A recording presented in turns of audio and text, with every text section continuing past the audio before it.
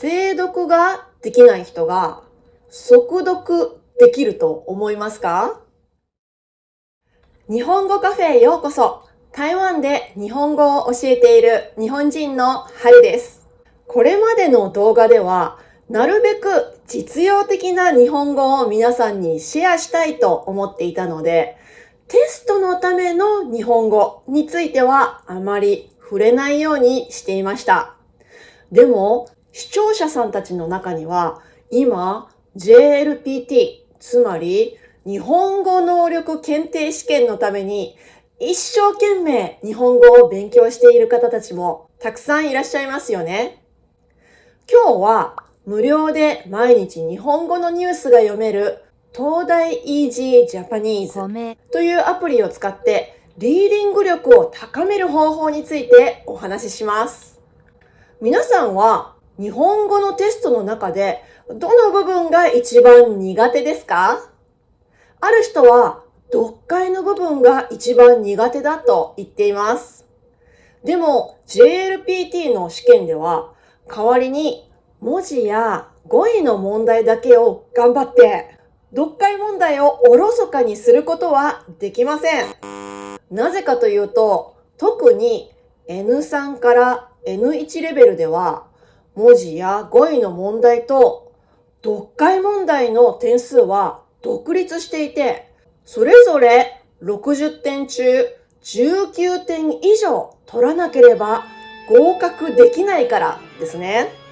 そこで今日は JLPT の読解問題を解くときに絶対にやってはいけないことを3つと、逆にやらなければならないことを3つ、あなただけにこっそりお伝えします。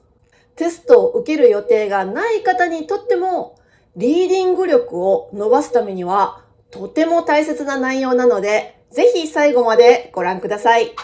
まず、JLPT 読解でやってはいけないことの一つ目は、いきなり本文から読み始めることですね。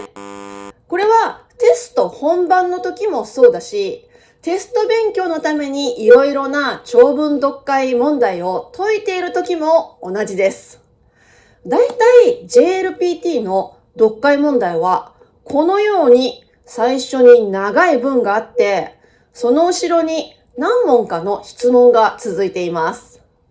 この時、まず最初に本文を読み始めてはいけません。後でも話しますが、まず読むのは問題文です。ちなみに今日出てくる読解問題はすべて東大 Easy Japanese というアプリに載っている問題文です。このアプリについては以前の動画の中で紹介しましたね。毎日無料で日本語のいろいろなニュースを読みながら語彙力や読解力を伸ばすこともできますし、他にもたくさんの機能がある本当に素晴らしいアプリです。もしまだこの動画をご覧になっていない方は後でチェックしてみてください。実はこのアプリを使うとニュースを読んでリーディング力を高めるだけではなくて JLPT の模擬試験をたくさん解くこともできるんです。例えばこの試験と書いてあるところを見ると本当の JLPT のような模擬試験をたくさん受けることができます。見てください。N5 から N1 までこんなにたくさん模擬試験があります。もちろん読解問題だけではなくて、リスニング問題も語彙の問題も全部あります。さて、読解問題を解くときにやってはいけない2番目のことは何でしょうか？それはテスト本番で本文を最初から最後まで全部読むことです。もちろん普段リーディングの練習をするときは文章を最初から最後まで読むと思います。というか、ぜひそうしてほしいですし、勉強中はわからない単語や文法があったらちゃんと調べるのがいいと思います。でも残念ながら JLPT のテストでは最初から最後まで一字一句読む時間はありません。特に N2 と N1 のテストは時間との戦いです。どうしてでしょうか？この表にある通り、N5 から N3 の場合は、文法読解問題が独立していて、その部分の制限時間が決められています。もちろんこの制限時間内に全部の問題を解くのは大変だと思うかもしれませんが、逆に言うと、時間配分を自分で決めなくてもいいという利点がありますね。でも、N2 と N1 はどうでしょうか？文字とか語彙とか文法など他の種類の問題と読解問題がセットになっていて、全部で105分とか全部で110分と書いてあります。ですから前半の文字や語彙の問題をゆっくりやっていると、後半で読解をする時間が足りなくなってしまうことがよくあります。さっき言ったこの最初から最後まで順番に全部読むということとも関係があるんですけど、JLPT でやってはいけない3つ目のことは、本番でゆっくり精読することです。もちろん、普段の練習では精読する必要があります。皆さん、精読と速読という言葉を聞いたことがありますか？この2つはどう違うと思いますか？そうです。精読っていうのは一つ一つの言葉の意味を考えながらゆっくり読むことですね。例えばこんな感じです。それに対して速読とはどういうことでしょうか？簡単に言うと素早くポイントを探し出しながら読むことです。あまり大切ではない細かい部分や難しくて分かりにくい単語はじっくり時間をかけて意味を考えるのではなくて、さっと読み飛ばして文章の要点だけをつかむ読み方ですね。もちろんまだ基礎ができていない人はいきなり速読から始めない方がいいです。普段の練習はまずは精読ができるようになるのを目標にしてください。このことについても後半部分で詳しく話します。ここまでで読解問題を解くときにやってはいけないこと3つをお話ししました。では一体どうすれば読解問題で高い点数を取ることができるのでしょうか？今からは JLPT 読解で絶対にやるべきことというか、やらなければいけないことを3つお話しします。まず1つ目は、質問文を最初に読み、質問の種類を判断するっていうことです。さっき本文からは読まないようにっていう話がありましたね。本文に目を移す前に必ず問題文の方を先に読んでください。本文のどのあたりに答えがあるか、そのヒントを質問文から推測するのが本当に大切なんです。そして質問の種類を判断します。読解問題には主に4種類の質問があります。どんな種類か知っていますか？まず、特定の言葉について問う質問。それから、指示語が指すものを問う質問。そして、原因、理由を問う質問。そして最後に、全体の内容を問う質問です。特に最初の2つの種類は、大抵この段階で答えをもう見つけることができるんです。例えば、これは N1 のリーディングエクササイズの6番です。アプリにあった文章を見やすいように形を整えて画面に表示しています。ここには印象的であるとあるが、何が印象的だったのかという質問があります。このタイプの質問は、何々というのは何のことかっていう質問ですね。こういうタイプの質問の場合、この何々という部分自体がキーワードになります。この問題では印象的っていう言葉自体がキーワードですね。ですから、その言葉のすぐ近く、特にその言葉の少し前の部分にこの質問の答えがあるので、その部分を探します。この問題の場合は、何々何々と言っていたのが印象的であると書いてあるので、印象的だったのはこのすぐ前の鍵括弧の内容だっていうことがわかります。その内容にさっと目を通すと、初めから好きな人とか嫌いな人はいないこと、虚心で誰かに会うようにしていること、その人に好意と関心を持つようにしていることの部分だとわかります。この時、わかりにくい単語があっても、あまり気にしなくても大丈夫です。大体の意味がわかればいいです。そして選択肢の中から一番近い答えを見つけます。1番は、いろいろな人に会うのは大変だ。これは違いますね。2番、嫌な人、嫌いな人もいる。これも違いますね。3番は、人の好き嫌いはないと書いてあります。これは一瞬そうかなと思ってしまうかもしれませんけど、本文を見ると、初めからそういう人はいないと書いてあるので、多分違うなと考えられますね。4番は、誰にでも初めは虚心で会う。これは全く同じ文が少し前にありましたので、この選択肢が正しいとわかりますね。最初読んだ時に、例えばこの虚心っていう言葉の意味を知らなかったとしても、本文の中に同じ文があるので、これが答えだとわかるんですね。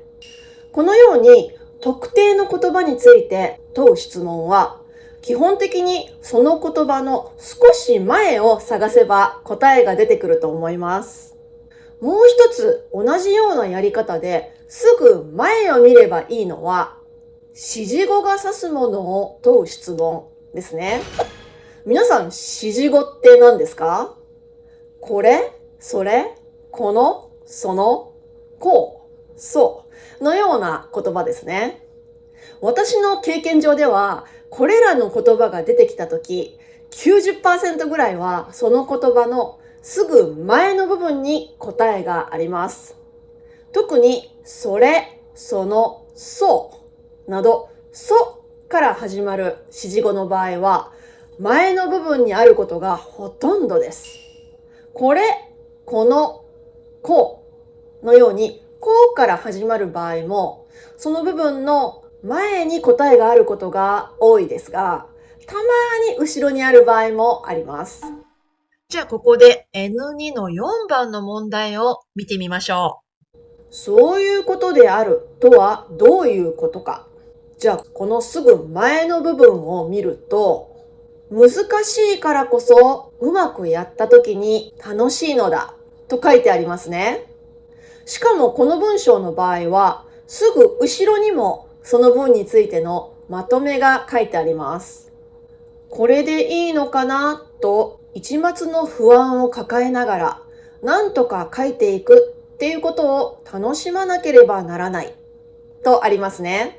ですから選択肢の中からこの2つの文の内容に一番近いものを選べば大丈夫です。1番、様々な障害をクリアしていくことが難しい。2、プレッシャーを忘れ、いろいろ考えるのが楽しい。3番、苦労して問題を片付け、課題を仕上げるのが楽しい。4番、不安を抱えたままでは問題を解決するのが難しい。ですけど、一番本文の内容に近いのは多分3ですね。苦労もあるけど楽しさもあるというのが正解ですね。このように特定の言葉について問う質問、それから指示語が指すものを問う質問、これら2つはほとんどの場合、その言葉のすぐ前、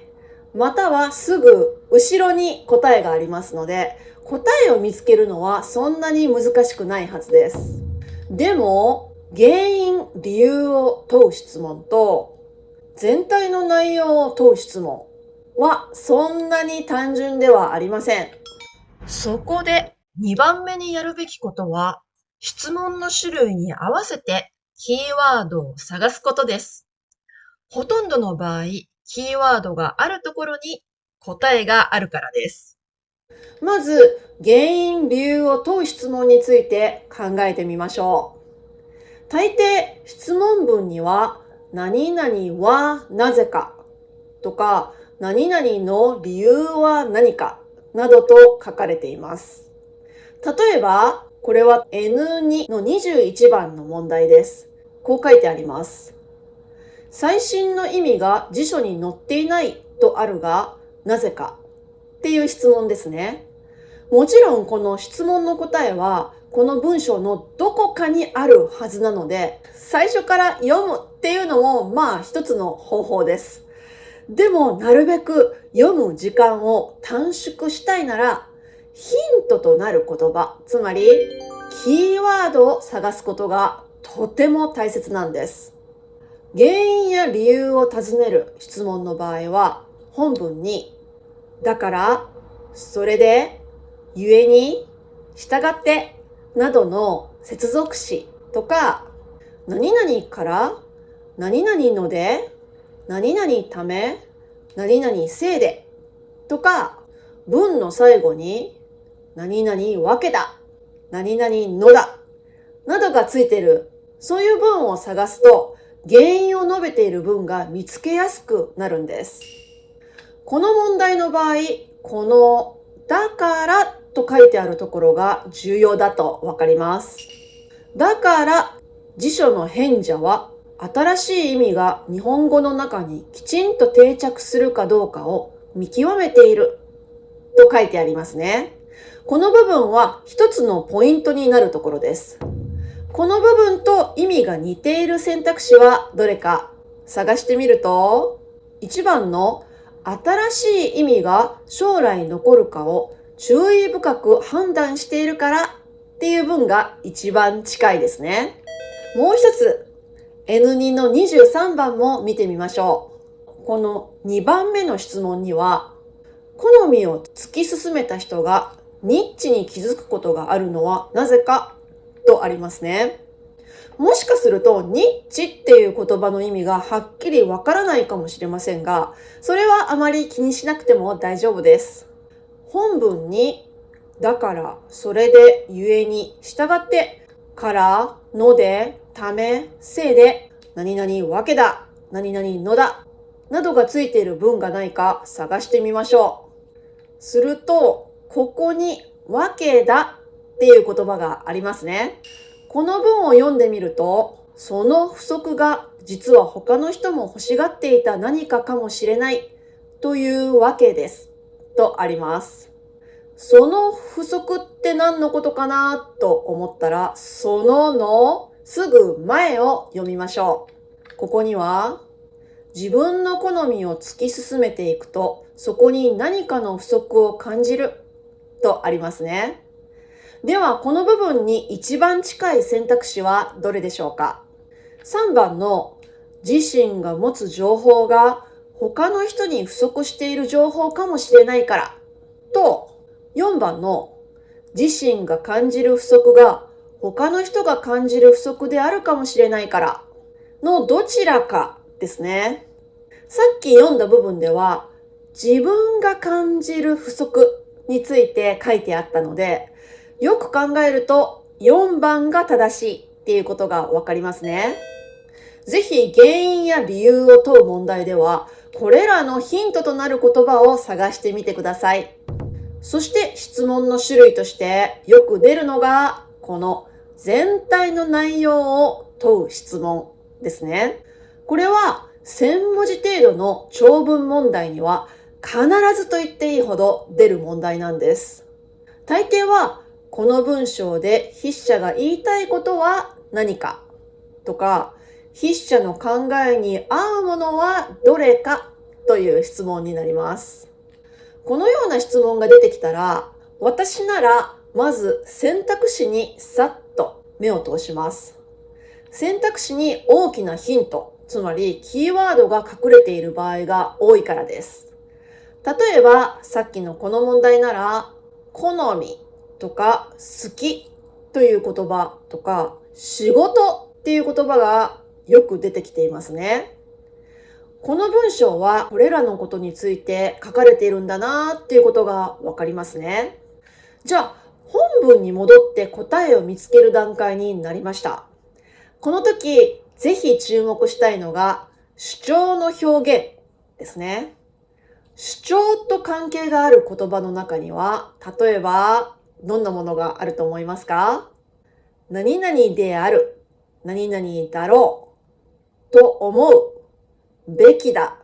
のではないだろうか？なければならない、必要だ、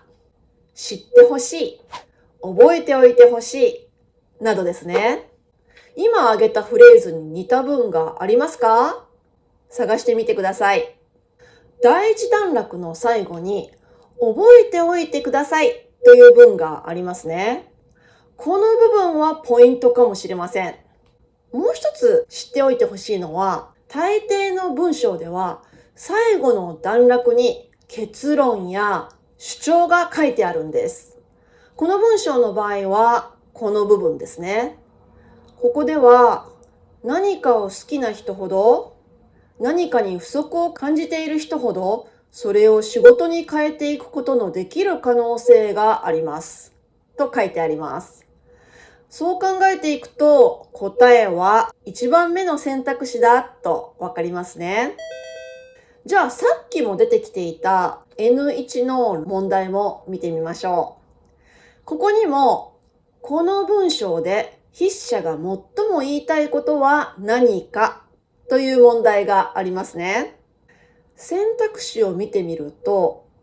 先入観とか第一印象っていう単語が何度か出てきていますので、これらのことについてどう考えているかっていう問題になります。この問題も一番最後の結論の段落をさっと見てみると、さっきのキーワードに挙げられていた必要だが出ていますね。この部分と一番近い選択肢を探してみると、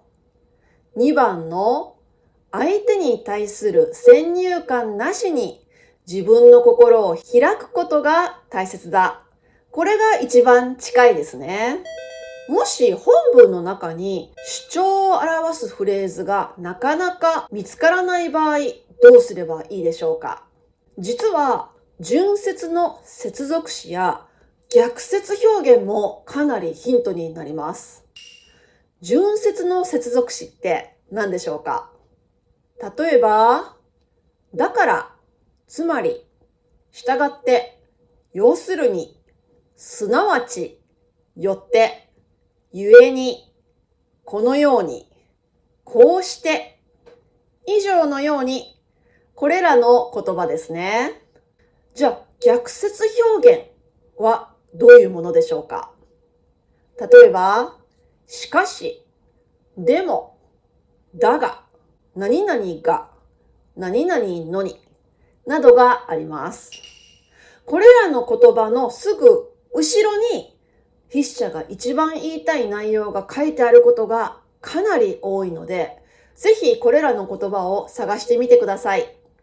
では、読解問題について絶対にやった方がいいことの3番目は何でしょうか？最後になりましたが、もしかするとこれが一番大切かもしれません。それは、自分の弱点を知り、普段から練習するっていうことです。読解問題でつまずく原因は結構限られています。さっき、精読と速読の違いについて話しましたね。ある人は、精読はできますが、速読ができません。また、ある人は、精読も速読もできません。また別の人は、精読も速読もできます。